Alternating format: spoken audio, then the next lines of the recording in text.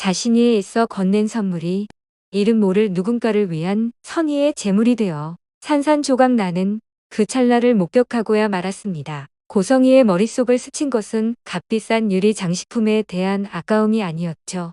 자신의 인생을 걸고 치밀하게 쌓아올린 완벽한 계획, 그 그림 속 가장 중요한 말이 되어주길 바랐던 지은호라는 존재가 자신의 예상을 벗어나 이해할 수 없는 행동을 하는 것에 대한 근원적인 분노였습니다. 내 뱃속에서 나온 아이라면 저렇게까지 어리석고 저렇게까지 눈앞의 이익을 챙기지 못하는 바보일 수가 없다고. 성인은 처음으로 자신이 낳고 세상에 내놓았던 그 아이의 존재 자체에 깊은 회의감을 느끼고 있었던 겁니다. 내 뱃속에서 저런 애가 나왔다고? 누구에게도 들리지 않는, 오직 고성이 자신의 가슴 속에서만 메아리치는 그 한마디는 단순한 실망을 넘어선 경멸과도 같은 것이었습니다. 성인은 구급차가 뺑소니 피해자를 싣고 떠나는 소란스러운 현장을 등진 채 차갑게 식어버린 눈으로 지은호를 바라봤습니다. 은호는 그제야 정신을 차리고 박살이 나버린 선물 상자를 보며 어쩔 줄 몰라 했죠. 상자 틈으로 반짝이는 유리 파편들이 처참하게 흩어져 있었습니다. 은호는 거의 울상이 되어 성희에게 다가왔습니다. 대표님, 정말 죄송합니다. 제가 잠시 정신이 없어서. 너무 소중한 선물인데.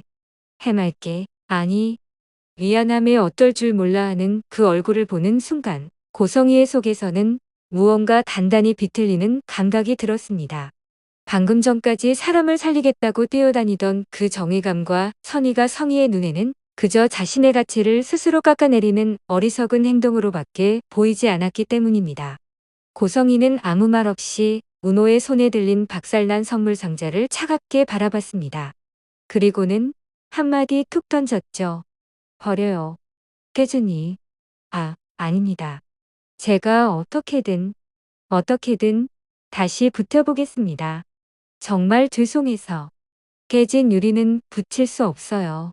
버리라고 했습니다. 그 목소리에는 단 한 톨의 온기도 남아있지 않았습니다. 은호는 순간 얼어붙었습니다.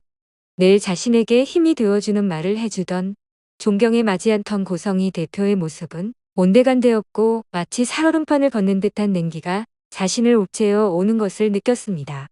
고성희는 더 이상 아무 말도 하지 않고 돌아서 자신의 차에 올랐고 그 모습은 마치 은호라는 존재 자체에 실망한 듯 보였습니다. 은호는 덩그러니 길가에 남겨져 멀어져가는 차를 보며 망연자실할 수밖에 없었습니다. 사람을 도왔다는 뿌듯함은 순식간에 사라지고 존경하던 어른에게 큰 실망을 안겨줬다는 죄책감과 그 차가운 눈빛이 심장에 비수처럼 꽂혀왔습니다. 내가 또 실수를 했구나. 은호의 머릿속은 복잡한 실타래처럼 엉켜 들어가기 시작했습니다. 한편 그 시각 지강호는 자신의 방에서 숨막히는 진실과 마주하고 있었습니다. 헌팅포차 동업 자금 2천만 원에 눈이 멀어 집안을 뒤지다가 발견한 가족관계증명서. 처음에는 그저 낡은 서류 뭉치라고 생각했죠. 하지만 무심코 펼쳐본 그 종이 위에는 자신의 인생을 통째로 뒤흔들 만한 글자들이 박혀 있었습니다. 지은호, 입양, 친생자 아님. 강호의 눈이 지진이라도 난 듯 흔들렸습니다.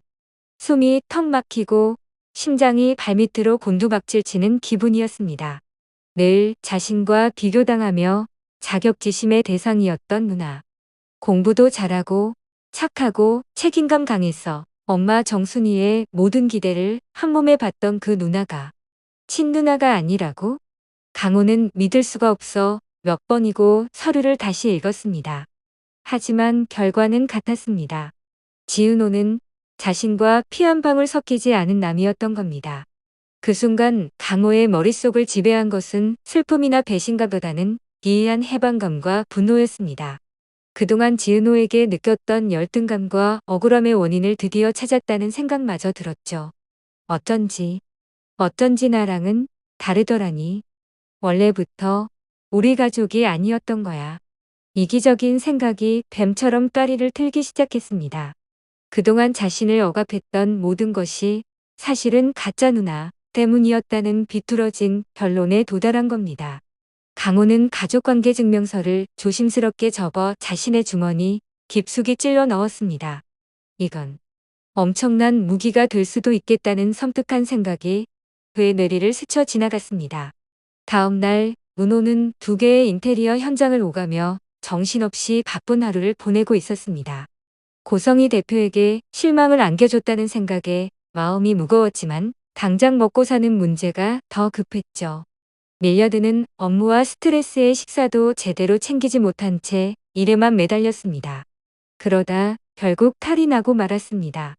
현장 사무실에서 잠시 숨을 돌리며 도면을 확인하던 중 코에서 주르륵 뜨거운 것이 흘러내리는 느낌이 들었죠.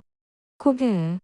은호는 당황해서 휴지를 찾아 코를 막았지만 어지러움에 잠시 휘청였습니다. 하필이면 그때 현장을 확인하러 온 이지혁과 마주치고 말았습니다. 지혁은 컵라면으로 끼니를 때우던 자신의 모습이 겹쳐 보였는지 아니면 그저 인간적인 연민이었는지 잠시 멈칫했습니다. 그는 여전히 차갑고 사무적인 표정이었지만 그 눈동자 속에는 순간적인 동요가 스쳐 지나갔습니다. 괜찮습니까? 지은호 실장. 아, 왜? 괜찮을. 잠시 피곤해서. 은호는 황급히 고개를 숙이며 코를 막은 휴지를 감췄습니다. 이런 약한 모습을 특히 이지혁에게는 보이고 싶지 않았습니다. 하지만 지혁은 못 본 척 지나치지 않았습니다. 그는 말없이 자신이 들고 있던 생수병과 작은 약, 봉투를 은호의 책상 위에 툭 내려놓았습니다. 봉투 안에는 비타민제와 철분제가 들어있었죠. 무리하지 마시죠. 비즈니스 파트너가 쓰러지면 곤란하니까. 그 말은 여전히 날카롭고 차가웠지만 그 속에 담긴 아주 작은 봉기를 은호는 느낄 수 있었습니다. 하지만 동시에 서러움이 북받쳐 올랐습니다. 돈 때문에 결혼을 선택했다며 자신을 매몰차게 거절했던 남자. 이제는 그저 지은호 실장일 뿐이라고 선을 긋는 그 남자의 작은 배려에 마음이 흔들리는 자신이 너무나도 한심하게 느껴졌습니다.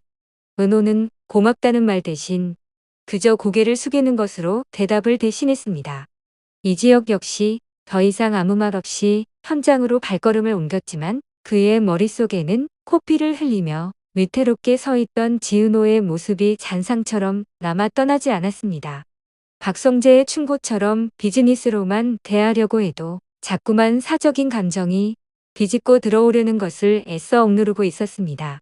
그 무렵 김다정은 드디어 초등학교 돌봄교사 아르바이트 면접에 합격했다는 연락을 받았습니다. 평생 교사로 살다가 전업주부로 지내온 세월이 무색하게 다시 아이들을 가르칠 수 있다는 생각에 가슴이 벅차올랐죠. 하지만 남편 이상철에게 이 사실을 어떻게 말해야 할지 막막했습니다. 한평생 가장의 무게를 짊어지고 살아온 상철의 자존심을 건드리고 싶지 않았기 때문입니다. 다정은 저녁 식사를 준비하며 조심스럽게 운을 떼었습니다. 여보, 나 소일거리라도 좀 해볼까 해서요. 소일거리? 무슨 소리야? 당신까지 뭘 하려고. 내가 있는데. 아니나 다를까 이상철의 반응은 예상대로였습니다. 정년퇴직 후 느끼는 상실감과 가장으로서의 책임감이 뒤섞여 아내가 일하는 것을 자신의 무능함으로 받아들이는 듯했습니다. 다정은 상철의 손을 부드럽게 잡으며 말했습니다. 그런 뜻이 아니에요. 그냥 집에만 있으려니 봄이 쑤셔서 그렇죠. 당신 편하게 해주고 싶어서 그러는 거니까 너무 어렵게 생각하지 말아요. 하지만 상철의 표정은 쉽게 풀리지 않았습니다.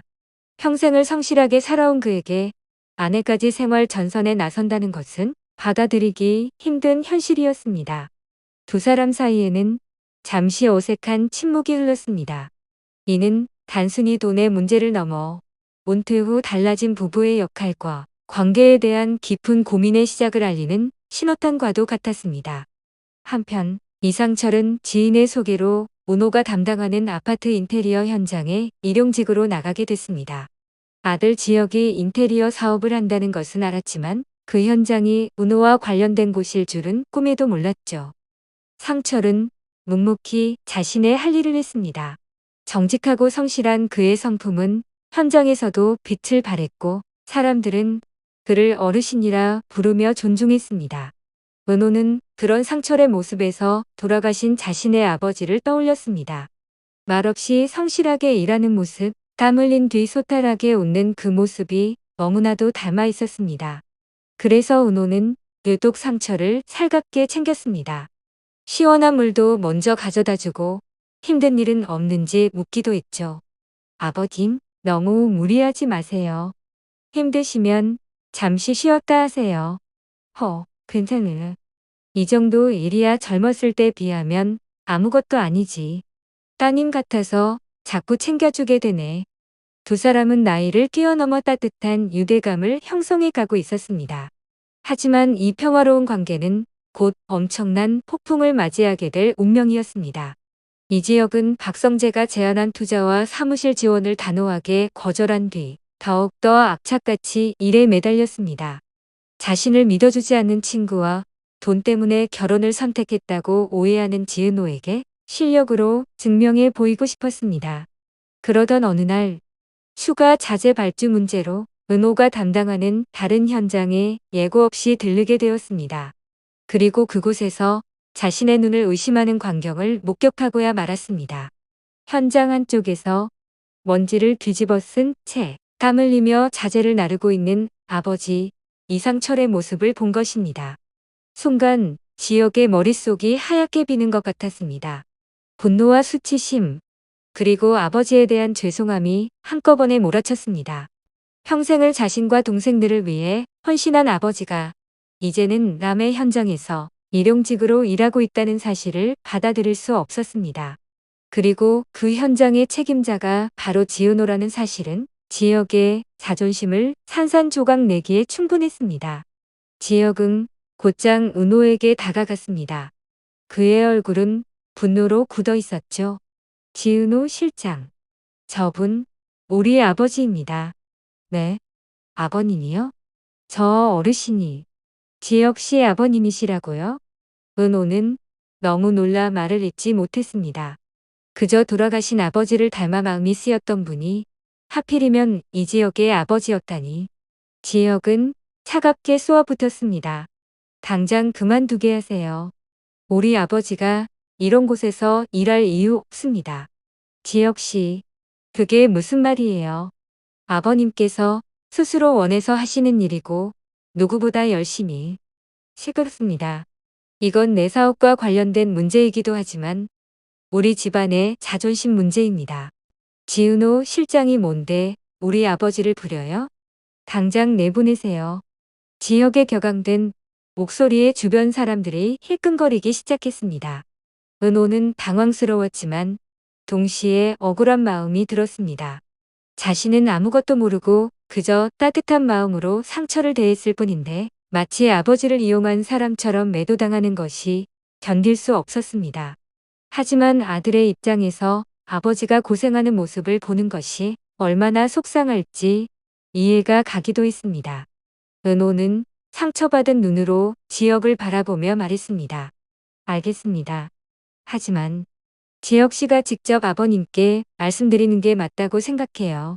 두 사람 사이에는 이전과는 비교할 수 없을 정도로 깊고 차가운 강이 흐르기 시작했습니다. 이 일은 단순히 현장에서의 해프닝이 아니라 지혁과 은호의 관계를 더욱 복잡하게 얽히게 만드는 또 하나의 족쇄가 되어버렸습니다. 한편 박영나의 운전기사 겸 보디가드로 일하는 이지원은 박영나의 엄마인 고성희의 계획에 따라 영나를 태우고 상류층 자제들이 모이는 사교 모임이나 갤러리를 자주 드나들었습니다. 지원은 3년 사귄 여자친구에게 배신당한 상처 때문에 세상 모든 것에 시니컬했지만 온실 속 화초처럼 자라 세상 물정 모르는 영나를 보며 묘한 감정을 느끼기 시작했습니다. 한심하면서도 어딘가 지켜주고 싶은 마음이 드는 이중적인 감정이었죠. 동생 이수빈은 그런 지원의 속도 모르고 여전히 박성재에게 접근할 기회를 엿보고 있었습니다. 수빈은 지원에게 성재의 취향이나 스케줄을 떠보려 했지만 지원은 매번 차갑게 쏘아붙었습니다. 너 같은 애는 박성재 씨가 쳐다도 안 봐. 꼼깨. 오빠는 왜 맨날 나한테만 그래? 내가 뭐 어때서? 티격태격하면서도 지화는 속물 같은 동생이 상처받을까봐 내심 걱정하고 있었습니다. 어쩌면 배신당한 자신의 과거가 수빈에게 되풀이될까 두려웠던 것일지도 모릅니다. 이 남매의 관계는 단순한 다툼을 넘어 서로를 걱정하는 서툰 방식의 애정 표현으로 조금씩 발전해 가고 있었습니다. 모든 사건의 뇌관은 바로 지강호가 쥐고 있었습니다. 그는 며칠 동안 아무에게도 말하지 않은 채 지은호가 친누나가 아니라는 사실을 곱씹고 또 곱씹었습니다. 그리고 은호를 대하는 그의 태도는 미묘하게 하지만 분명하게 달라졌습니다.